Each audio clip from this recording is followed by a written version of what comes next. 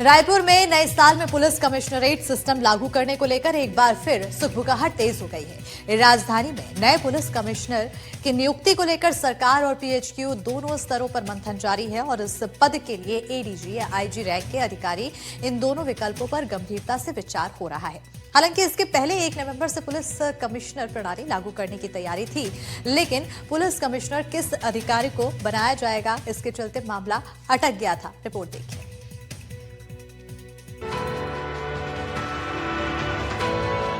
राजधानी रायपुर में police commissioner प्रणाली 1 जनवरी से लागू करने की प्रक्रिया अब तेज हो गई है। पीएचक्यू की तरफ से गठित कमेटी ने अक्टूबर में डीजीपी को अपनी विस्तृत रिपोर्ट सौंपी है, जिसमें रायपुर में लागू होगी कमिश्नरेट प्रणाली। उड़ीसा और एमपी के कमिश्नरेट मॉडल को आधार बनाया गया। दोनों स्टेट को आधार बनाकर विकल्प सुझाए गए हैं। दोनों मॉडलों के फायदे और चुनौतियों का तुलनात्मक विश्लेषण, स्टाफिंग पैटर्न का भी तुलनात्मक विश्लेषण किया जाएगा। ये चर्चा थी कि 1 नवंबर से पुलिस कमिश्नर प्रणाली लागू होगी, लेकिन पीएचक्यू ये तय नहीं कर पाया कि किस अधिकारी को ये जिम्मेदारी दी जाए, जिसके चलते कमिश्नर प्रणाली सिस्टम अटक गया था। लेकिन इसे लागू करने की कवायद एक बार फिर से शुरू हो गई है। गृह विभाग लगातार समीक्षा में जुटा है ताकि नए सिस्टम में किसी भी तरह की कमी न रह जाए। विभागीय सूत्र के मुताबिक मौजूदा एसपी-सीएसपी पैटर्न पर जिले का स्टाफ पहले से ही भारी दबाव में है, इसलिए नई व्यवस्था में बड़े रैंक के अधिकारियों की तैनाती बेहद जरूरी मानी जा रही है। अक्टूबर में सौंपी गई रिपोर्ट में ये स्पष्ट किया गया था कि रायपुर में कमिश्नरेट सिस्टम प्रभावी ढंग से लागू करने के लिए 500 से ज्यादा नए स्टाफ की नियुक्ति अनिवार्य होगी।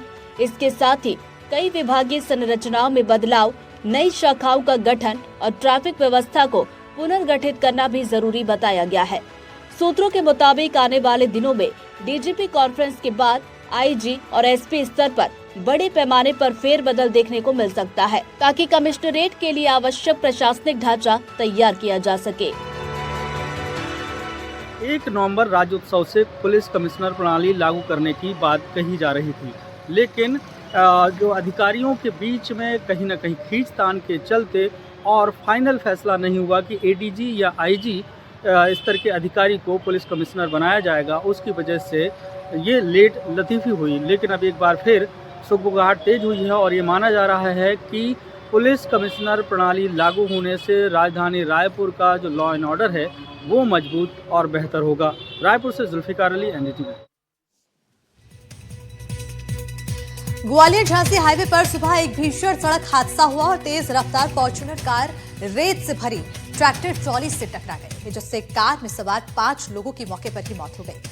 हादसे के बाद प्रशासन ने रेत माफिया पर कार्रवाई तेज कर दी है। रिपोर्ट देखिए। इस कार की हालत को देखकर अंदाजा लगाया जा सकता है कि हादसा कितना भयावह रहा होगा। ग्वालियर झांसी हाईवे पर मालवा कॉलेज के ठीक सामने एक भीषण सड़क हादसा हो गया। रेत ले जा रहे ट्रैक्टर ट्रॉली में तेज रफ्तार फॉर्च्यूनर गाड़ी जा घुसी। इस घटना में कार सवार 5 लोगों की मौके पर मौत हो गई। सुबह 6:30 बजे ये भीषण हादसा हुआ है। हादसा इतना गंभीर था कि फॉर्च्यूनर में सवार 5 लोगों की मौके पर ही दर्दनाक मौत हो गई। हालांकि मौत के बाद प्रशासन एक्शन में आ गया और अवैध रेत के कारोबारियों पर कार्रवाई की गई। अब तक रेत से भरे 20 से ज्यादा गाड़ियों को जब्त किया जा चुका है। जानकारी के मुताबिक फॉर्च्यूनर गाड़ी झांसी की तरफ से आ रही थी। मालवा कॉलेज के सामने जैसे ही गाड़ी गुजरी, मोड़ से रेत से भरा ट्रैक्टर निकला। फॉर्च्यूनर तेज रफ्तार में थी, जिससे चालक गाड़ी संभाल नहीं पाया और वाहन ट्रैक्टर ट्रॉली में घुस गया। कार का आधा हिस्सा ट्रॉली के नीचे चला गया और 5 की मौके पर ही मौत हो गई। कई शव ट्रैक्टर ट्रॉली और कार के बीच फंसे हुए थे। कार पूरी तरह चकनाचूर हो गई थी। सूचना पर पुलिस पहुंची और ग्रामीणों की मदद से कटर से गाड़ी काटकर शवों को किसी तरह बाहर निकाला गया और अब प्रशासन ने रेत माफियाओं के खिलाफ एक्शन तेज कर दिया है। एनडीटीवी के लिए ग्वालियर से देव श्रीमाली की रिपोर्ट।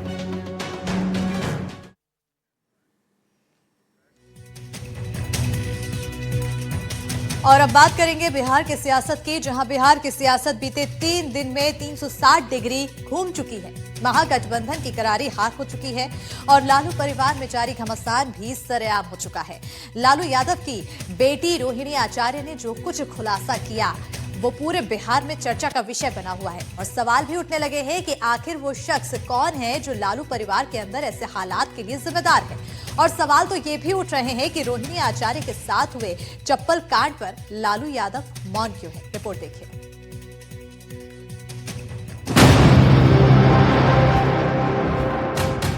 मेरा कोई परिवार नहीं है। अब ये जाकर के आप संजय, रमेश, तेजस्वी यादव, हार से हाहाकार, टूट गया लालू परिवार। मेरा कोई परिवार नहीं है। कोई लोग निकाला है हमको। तेज प्रताप के बाद रोहिणी परिवार में लड़ाई बढ़ी। लालू परिवार में फूट पर सवाल। आपके ऊपर चप्पल उठा करके